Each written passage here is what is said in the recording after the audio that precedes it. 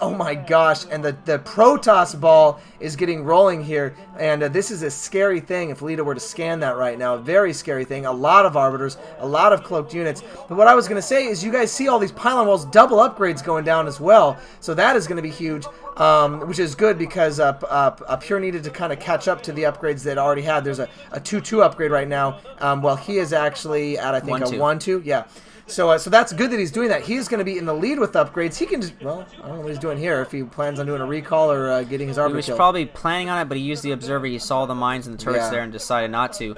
I hate referring to that side counter too much because it's not always a great indication, but you can see that Pure is almost maxed right now, so he has a big army. As long as he doesn't A-move and destroy his own army like a lot of Protoss tend to do, at least Protosses like me tend to do against Terran. He should be in good shape to take out this game, but you know, you never know. Terran does a really good job of holding you know, against all odds, so even with an inferior force or inferior number force. So it looks like Pure is mounting up though for a possible recall here. He's got a shuttle and whoa. Those Dragoons just attacked. Those Dragoons were killing its own Arbiter, I think. You heard the Korean commentators go, whoa, what's going on? And I think that's exactly what's going on. Ouch, man. Pure, though, you know, he's got a lot of these bases, but that one base doesn't have very many probes there. That's a lot of the bases don't Leta had rasted a little bit. Well, I think that Pure is solidly, though, on 5 bases right now. Definitely solidly on 5 bases with his 6. I don't know what this little force is going to do, except maybe scout. But that's the thing. That position is just so strong for Terran right there. It's not something you want to do. I think it's more likely that Pure will try to recall, but unfortunately, Leta just has mines everywhere. Yeah. So Leta has you know, done a good job playing defensively and doing what he can, and it looks like some tanks are not going to range anything. So I'm not sure what those tanks are there for.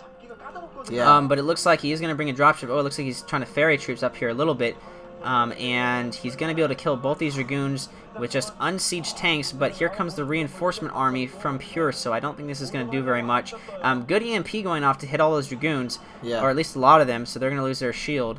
And actually, he was probably trying to go for the Arbiter there more than the Dragoons. Well, but one thing you're going to notice on this map currently is that Leta has no mobility at all. He is completely in turtle mode right now. And one of the things I was trying to say earlier, but getting tongue-tied like you because we've been going on so long doing this tonight, is that every single stinking expansion is blocked by pylons. Yep. I mean, you know, there is nothing that Leta can do. Uh-oh! Whoa! Your wish is going to come true. And you know what? At this point, look at the counter. There's 3,000 minerals, almost 2,000 gas. He is over doubling Leta's economy at this point as far as the pure money that he has, the minerals and gas. You know what? He can afford to do that. He can afford to make a couple extra, you know, carriers, as many as he wants at this point. He can, you know, pump out 4 of them at once if he wants. So again, you know, I'm not going to say he needs to do that, but he has so much map control. I think this is important. Now, obviously, Leta's counter to this is going to say, hey, I'm going to go ahead and make 30 Goliaths now and try to counter that. But still, I think if he has the element of surprise, I think this could be huge and at least taking out one of Leta's expansions, and Leta cannot afford to lose an expansion. Well, that is a lot of Stargates. He's got like 6 Stargates. That's what he can afford. And the reason he's doing that is because there's a critical moment where, you know, your Psi is tied up in other things, and there is a nuclear silo. What? So This Leta is crazy. is going for the nukes. What's going ridiculous.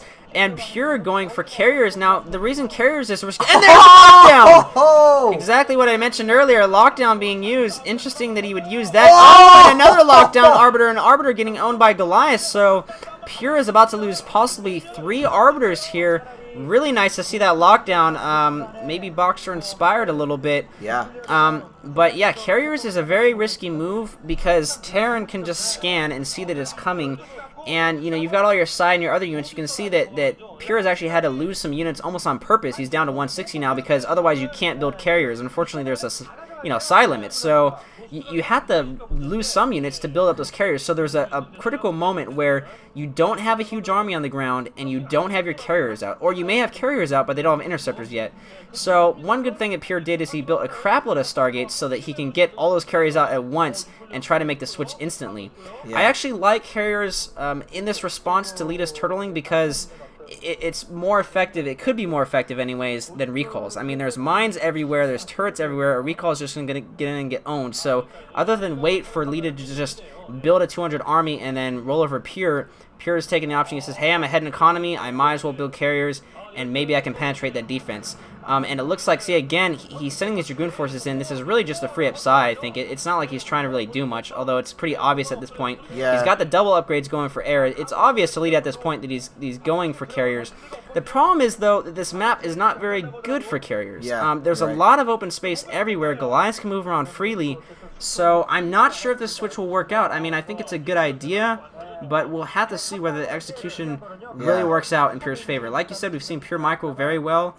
We know he has the capability, so hopefully his carrier micro is just as good. Looks like some Storm. Looks like Leta trying to come in here and take out this base. I think he is going to get through this cannon wall this time. Yeah. So this might be a base loss for Pure, but again, Pure has a lot in the bank. He's going to be able to fund these carriers. And again, defending with Templar, and actually a pretty good... whatchamacallit? Stasis. Stasis. Dude, it's late, man. We're tired. At this point, I think what Leta's going to do is go for a multi-pronged attack. I think he's going to use that nuke at one of the lower bases while attacking the top left. Because that's the problem with nukes, is nukes happen so rarely. A nuke happens, and you're like, okay, where is it? Let me get all my probes out of there. And so you know, a lot of times nukes are really ineffective. That would be perfect, though, because there you go. That is it. Do you see that little place where that ghost? That is freaking sexy as hell. I am sorry. That is freaking awesome. Wow. Leta is going to pull this off, and he uses an EMP. No. This base is gone, folks. Oh, my God. This is the game you recommend to your friends, you guys. This is the game. If you have people that are like, oh, StarCraft or whatever, holy crap, man. And here come the carriers now. Leta, I have not seen a lot of...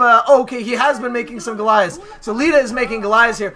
That is one of the most effective nuclear launches I've ever seen, using the EMP. Just brilliant with Leta. But can he hold this off? There are Arbiters and there are Cloaked Carriers, and that is not a fun combination when you're a Terran. But locking the Arbiter with his Ghost. He doesn't just have one Ghost for nukes, you guys. He has Ghosts all around the map. Locking carriers. This is freaking pimp play coming from Leta. Steve, you mentioned he's creative. This is so creative. I don't even know what to say. Oh, and this is really dangerous for Pure. Lockdown, a great counter for carriers. So even before Pure had the carriers, and it looks like a shuttle getting down there, pretty ineffective Storm. Storm's not going to be that effective against Goliath. He's trying to get some SCVs, but not getting a lot here. I got to say, this is looking really bad for Pure right now. Pure just lost a base up there. He just lost a base to the nuke. Now his carriers are getting on. He's not even moving his other carriers away because he's trying to protect that one carrier. He doesn't really have the critical mass of carriers that he needs. He stasis a few more Goliaths, but now Leta does have the critical mass of Goliaths he needs. But really, the lockdown, that was the... That's key. The determining factor there in that battle. It's something that I don't understand why Terrans don't use more. I mean, obviously you have to invest in the covert ops. You know, you have to invest in making ghosts. You have to invest in microing, and that's one of the biggest reasons I think it's not used in late game Terran, because you're already doing so much when you're a late game Terran. You're already microing your EMPs on your science vessel. You're microing your sieging of your tanks.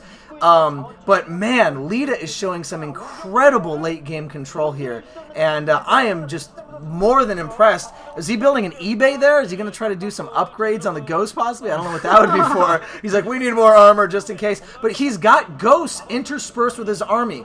I'll tell you right now, and I've only been watching Pro StarCraft for a little while now, maybe a year, I have never seen that many Ghosts on the field at once interspersed with an army helping out. I've just never seen it. Never seen it. Well, what we're watching here is some old game. This is like watching something from 2004 or 2002 or whatever. Right. Carriers versus nukes. This is like games you play with your friends, except that you're way worse. Except so we're seeing that here, and now Pure does not have. Well, I don't know if he had his Arbiter back there or not. But Pure having to rebuild bases. He's got finally his base back up in the top left, but middle base is ineffective, and this base is about to become ineffective, so Pure is scrambling for the bases, and Leta is just slowly taking a grip on this game. You can see he took another expansion up at the top left, just to the right of this base. Now he's got 4 bases. Well, I don't know how many of them have money left. Actually, he's distance mining from that. Yeah. But still, Leta definitely taking advantage, and it's really this troop advantage. I mean, what can Pure do against that force of Goliath and Ghost? He's got to just be in fear right now. It's amazing that I don't know what Leta's foresight was, or that he just wanted to have a nuke. Oh, and it looks like these vultures are going to have free reign over these probes, and then those High Templar, Pure desperately trying to come in to save